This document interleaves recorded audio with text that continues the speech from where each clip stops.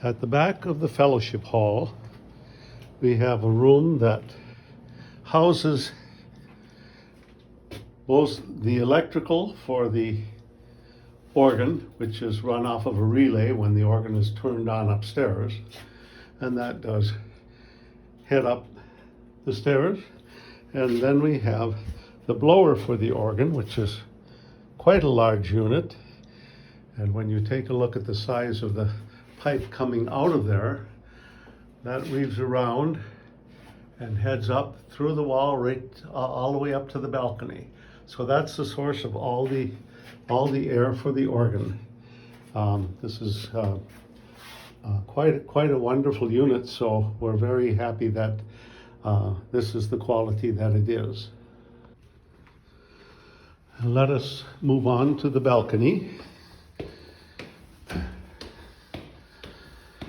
You can get an idea of the condition of some of the tiles. There are many broken through years of use, and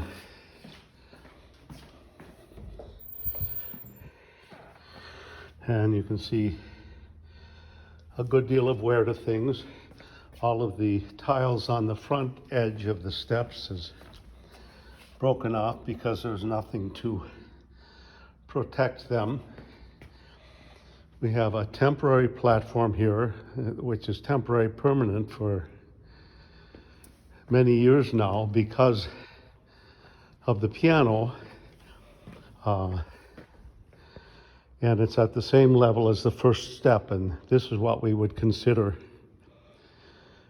raising up to one level, at least almost up to the sound equipment. As you can see, the organ is down to that lowest level, and we would want to also fill this in. So we just basically have one step taking up that space. So Nadine has to climb in and out of this every time. This is what our organ console looks like. These stops are labeled and they're turned on and off by pulling. And then there's another set over here and a power switch and selections that can be made as far as how things are routed. This is the memory banks for the organ. There are 8 on the new console. They would be almost unlimited because it's all software driven. So just a computer. We do have a monitor up for Nadine so she can see me directing if she has to, and there's also one down lower so she can see what's happening at the back of the church in the narthex area. And we would probably place that. The new instrument would have, instead of 3 manuals, it would be 2 manuals, so she would be able to see over it much easier. This is quite a strain on her neck. If you look at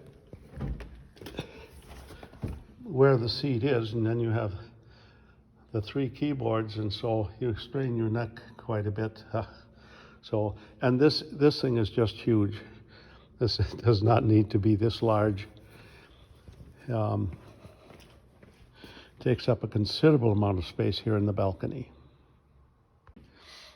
Now what you can see is the panel taken out for access to the organ, and I don't know whether there will be consideration to improve this entrance. It's pretty rinky-dink. Right before one service, I did just use a chair. Now I have a step stool, and I stepped onto the chair, one of these padded ones, and the whole seat came out, and I fell through the chair and onto the organ bench, and have had to deal with some shoulder issues from that fall. So now we look into the chamber. Right now it's fairly dark in here. Here's that same, this blue duct is the same as from downstairs, and that travels all the way up here and goes to provide wind for the organ. So I love the organ because I hate heights and I hate ladders. So we'll get a little bit into here and I'll switch some light on. Okay, you can see that continues on into main reservoirs. There's the underside of what would be the organ chest, those valves open and close. And now on this side we have some base pipes. They get fairly tall. Some of them go quite a bit further up. You'll see that better from the top side. And one set of pipes here. There's where everything comes into the organ. Now we up at the higher level. We have here several percussion instruments. Basically a harp, and they're not very good. They will be leaving the chamber. We will have other options for sound such as that. Here you can see one of the tuning styles where a piece of soft metal is just rolled forward or back in order to tune. These are bass pipes. You can see the tops of some down below here. This would be the expression which is not hooked up, and that opens and closes to change volume. So this area right here would be, this is the south wall.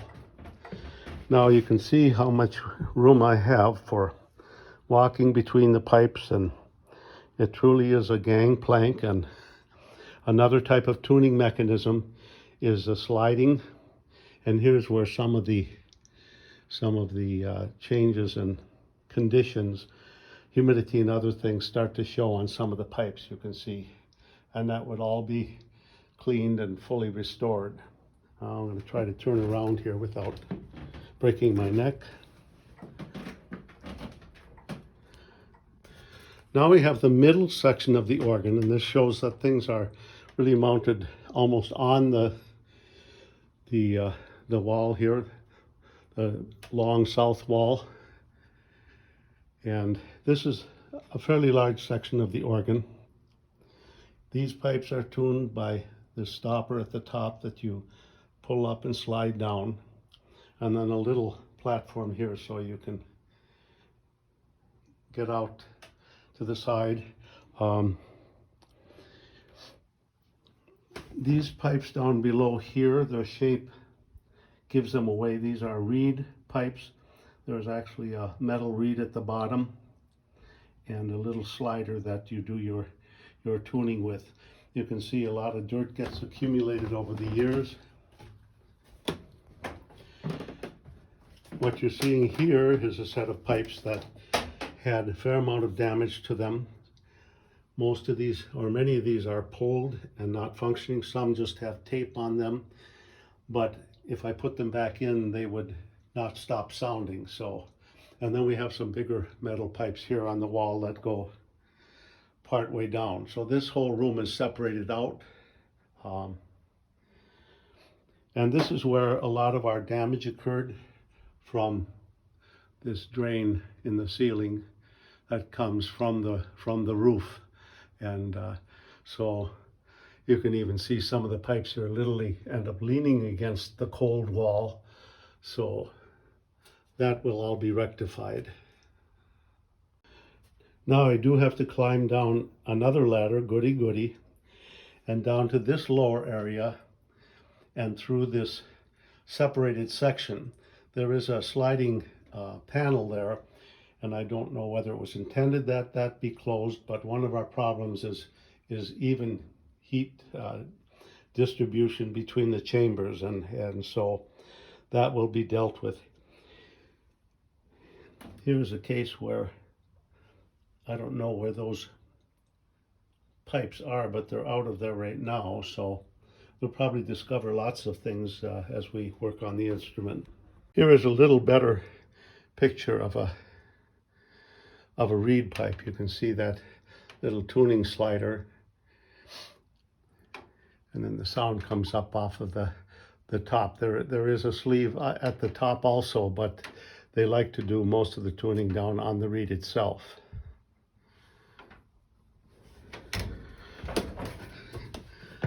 I have to duck under things here. Here's another section where there's expression shades. So this is the chamber right by the door as you come in. And we have, these pipes had to be redone because they were damaged when a radiator exploded. You can see there was some flexible hoses into some of the pipes. Here's some of our new radiator work. And that will probably be resituated and balanced more. That will be another nice thing about doing this restoration. Now another gangplank, and this one's kind of hard to get up into because, again, it's so narrow. There was a tuner here that could not fit between the sections of pipes, and so they had to remember not to send him to do a tuning.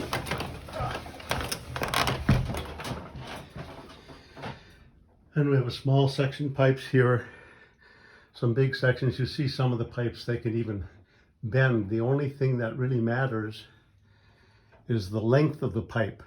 And in fact, some of the lowest base pipes in organs, they will use flexible sewer pipe and do it that way.